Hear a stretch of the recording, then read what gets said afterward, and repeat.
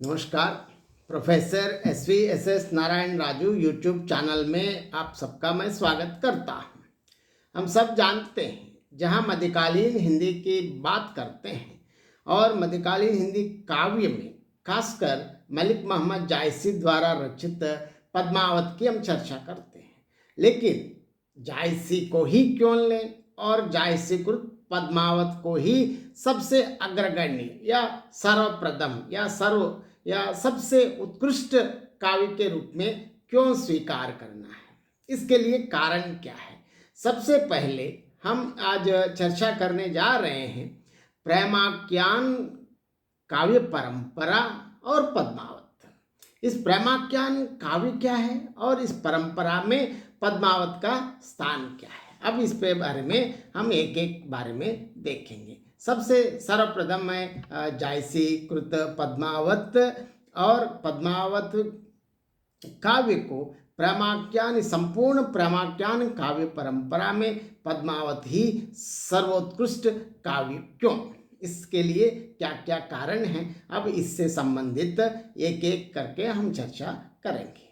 भारतीय प्रेमाख्यान साहित्य की परंपरा पर विचार कर लेने से पूर्व प्रेमाख्यान शब्द का स्पष्टीकरण कर लेना उचित होगा। प्रेमाख्यान शब्द के क्षेत्र विस्तार के विषय में प्रमुखतः दो मत प्रचलित हैं और सबसे पहले आचार्य रामचंद्र शुक्ल जी के इतिहास से विदित होता है कि प्रेमाख्यान शब्द से उनका अभिप्राय उन प्रेम कथाओं से हैं जिन्हें सूफी कवियों ने मध्यकाल में लिखना आरंभ किया और जिनकी एक क्रमिक परंपरा साहित्य के इतिहास में उपलब्ध होती है। और दूसरा, कुछ अन्य विद्वानों का मत है कि प्रेमाख्यान शब्द बड़ा व्यापक है, मध्यकालीन सूफियों द्वारा विरचित साहित्य का बोधक बनाकर हम उसका क्षेत्र सीमित कर देते हैं। वस्तुतः वेदों से लेकर आज तक जितनी भी प्रेम कथाएं, नाटक इत्यादि के रूप में लिखी गई, उन सब का वाचक प्रेमाख्यान शब्द कहना कोई अतिशयोक्ति नहीं है, सही भी है। श्री परशुराम चतुर्वेदी तथा डॉक्टर हरिकांत श्रीवास्तव ने प्रेमाख्यान को इसी अर्थ में ग्रहण किया है।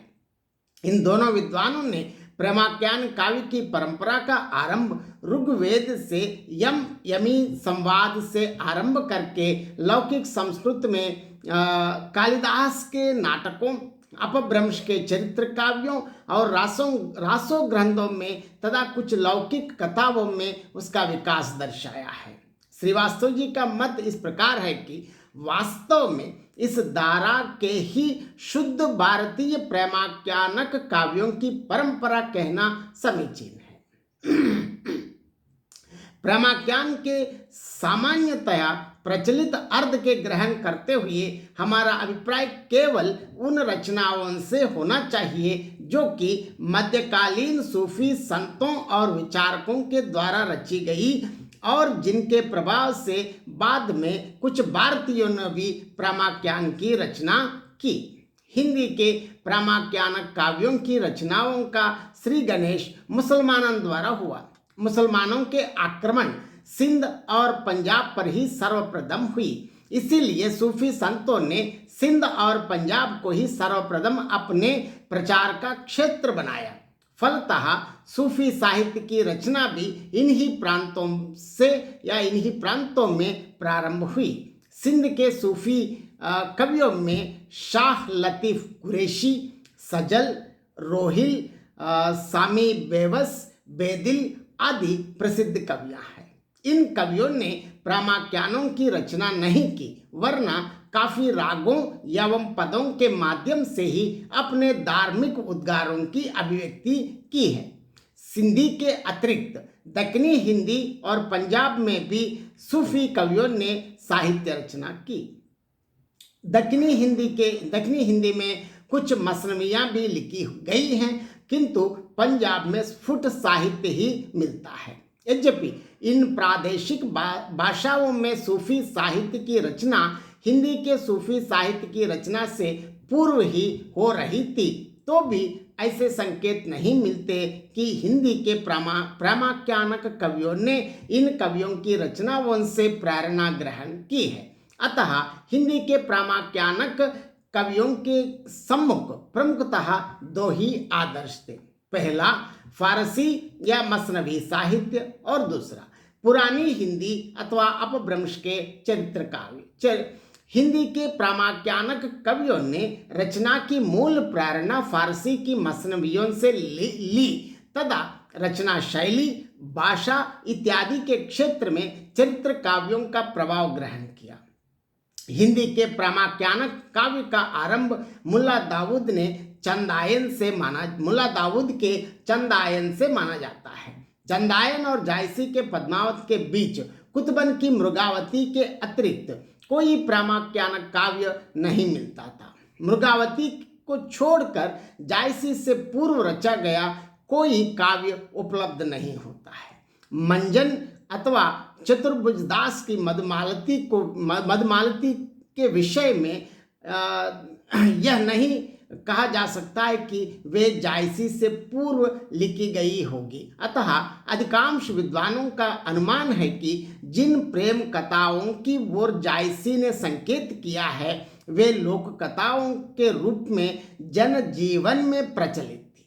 डॉक्टर शंभुनाथ सिंह का कथन है कि इन कथाओं की ओर जायसी ने जो संकेत किया है उससे यही सिद्ध होता है कि उनके द्वारा उल्लिखित अन्य नाम भी लोक प्रचलित कथाओं के ही हैं, लिखित प्रामाण्यानक काव्यों के नहीं। जायसी की रचनाओं के समकालीन और उनके परवर्ती अनेक सूफी कवियों की रचनाएं उपलब्ध होती हैं, जिनमें उस्मान कृत चित्रावली, शाह लतीफ अली कृत प्रेम चिंगारी, हुसैन अली कृत पहुपावती, ख्वाजा अहमद कृत नूरजहां, कवि नसीर कृत प्रेम दर्पण आदि प्रमुख हैं।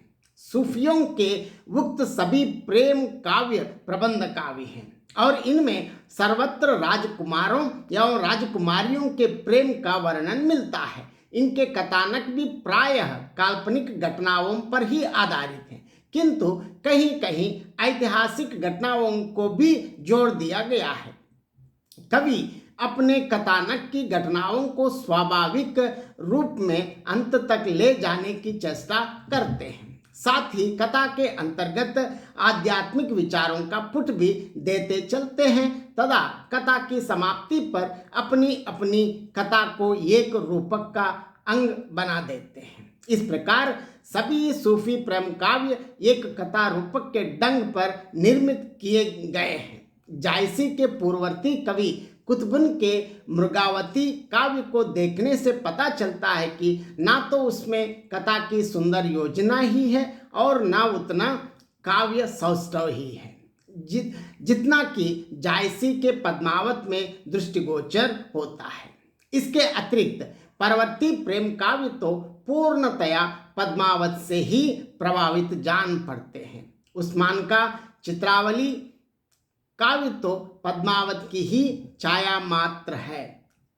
इस तरह अन्य सूफी कवियों ने भी पद्मावत को ही अपना आदर्श बनाया और उसी के अनुसार घटनाएं एवं सिद्धांतों की योजना की है। इतना ही नहीं, पद्मावत की ही भांति इन परवर्ती काव्यों में नायक नायिका के संयोग वियोग, आमोद प्रमोद, विघ्न बाधा आदि का उल्लेख किया गया है।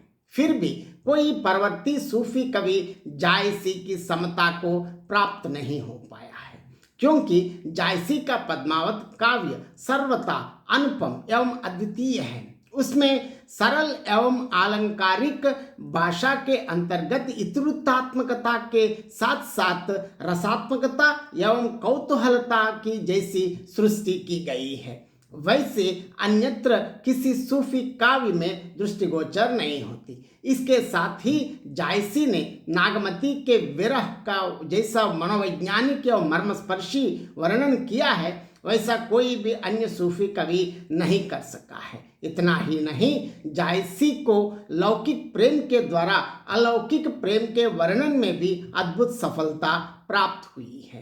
पद्मावत में प्रेम काव्य का सुंदर एवं सजीव आदर्श प्रस्तुत किया गया है तथा भारतीय जीवन पद्धतियों के साथ साथ सूफी सिद्धांतों का अद्भुत सम्मिश्रण किया गया है। अपनी उर्वर कल्पना, प्रबल प्रतिभा एवं उत्कृष्ट कवित्व शक्ति के कारण ही जायसी हिंदी के संपूर्ण सूफी कवियों में मूर्धन्य स्थान के अधिकारी है और इसी कारण वे हिंदी के सूफी प्रेम काव्य धारा के प्रतिनिधि कवि कहने में कोई अतिशयोक्ति नहीं है। मलिक मोहम्मद जायसी कृत पद्मावत समस्त सूफी काव्यों में सर्वश्रेष्ठ काव्य भी है। आप सब इस वीडियो को देखने या सुनने के बाद आप जरूर अपनी प्रतिक्रिया व्यक्त कीजिए। अब इस आगे इन वीडियो को लगातार हिंदी साहित्य से संबंधित विभिन्न विषयों को आप लगातार सुनना या देखना चाहे तो इस चैनल को सब्सक्राइब कीजिए। बहुत बहुत धन्यवाद।